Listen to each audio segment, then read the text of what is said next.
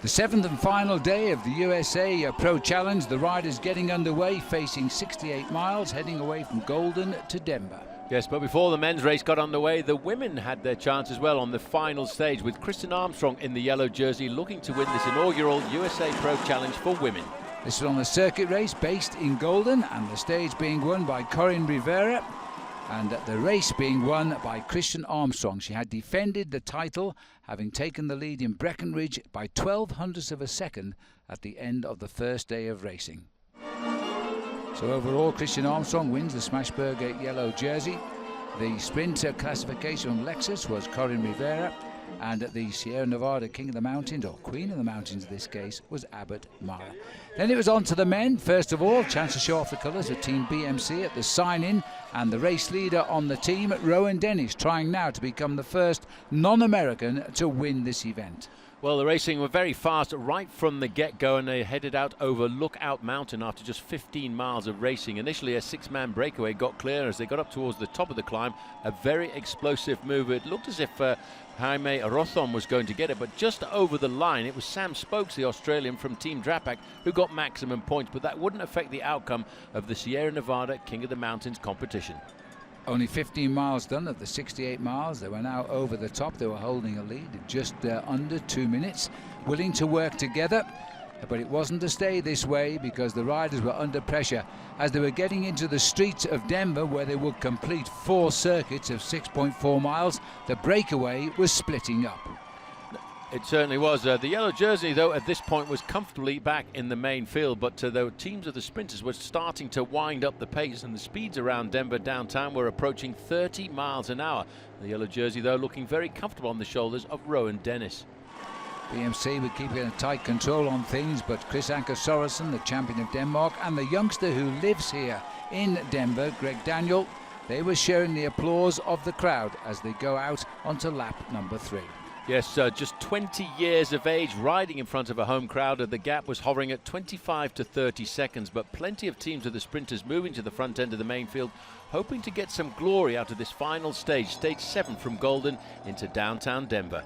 Everybody was convinced everybody would be caught and it would go down to the sprint, but there was a rumour that Team BMC were wanting to go out in style, using their top men, the yellow jersey of Dennis, or indeed Taylor Phinney. United Healthcare hoped they could change the odds there. As they go out again, it is still the 2 riders in the lead.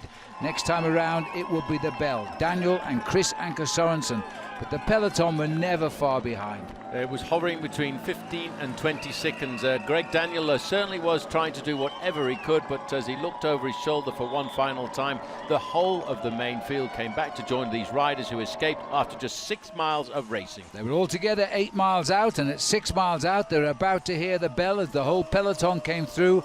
Yet another enormous crowd welcoming the race home to Denver after a week of racing through the Colorado Rocky Mountains.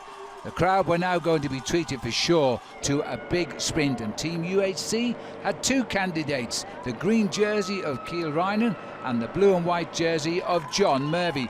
But did they expect this, Paul? An incredible attack by the race leader, Dennis. The man who won the opening time trial of the Tour de France in July in Utrecht really threw the cat amongst the pigeons, but as they came down to the finish line, everyone looked to the right-hand side to look at Taylor Phinney, but he was challenged there right way up to the line by John Murphy of United Healthcare, who got win number 2 for his team and win number 2 on the day as well, because his teammate in the women's race had won the final stage there too.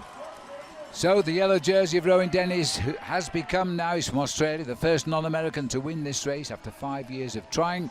And now the team at UHC, the only team really to impact on Team BMC, winning 2 of the 7 stages.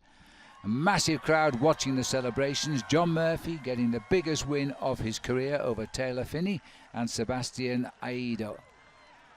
And they don't give you champagne here in Colorado. It's all Sierra Nevada beer. But the man who's won the race, Rowan Dennis, tipped as a future winner of the Tour de France. He was holding off on that one. But when you see this guy ride like he does, few are in no doubt at all that one day the youngster might well win the Tour de France. Second place, Dennis's teammates, Brent Bookwalter, he finishes 44 seconds behind him, and Rob Britton from Canada on the right, 1 minute 31 off, but a tremendous ride by a rider who's not on a World Tour team and pulled out the stops, especially in the time trial at Breckenridge. Let's have a look at the final standings then in the USA Pro Challenge. Rowan Dennis wins by 40 seconds from Bookwalter in the end, 1:31 from Britain, 1:49 from Gavin Mannion, and a minute 53 from Lachlan Morton of Jellabelly. A bit further down, Lachlan Norris in 6th place. The best British riders was Teo Geoghegan-Hart, Tom Schoonji in 8th, Hugh Carty there. Let's have one look at all of the jerseys here for one final time. There were 2 jerseys for Rowan Dennis. He also was crowned the Sierra Nevada King of the Mountains. Alex Brake was the best Colorado rider. He comes from Moldova, but he's lived in Colorado for just 180 days. And Mejias on the left of our picture voted the most aggressive rider. That was by First Bank, and that was a great result for Novo Nordisk. A great edition of the race without perhaps some of the top names, but those names that were here certainly showed themselves. Until the next time. We would now like to make a special presentation as we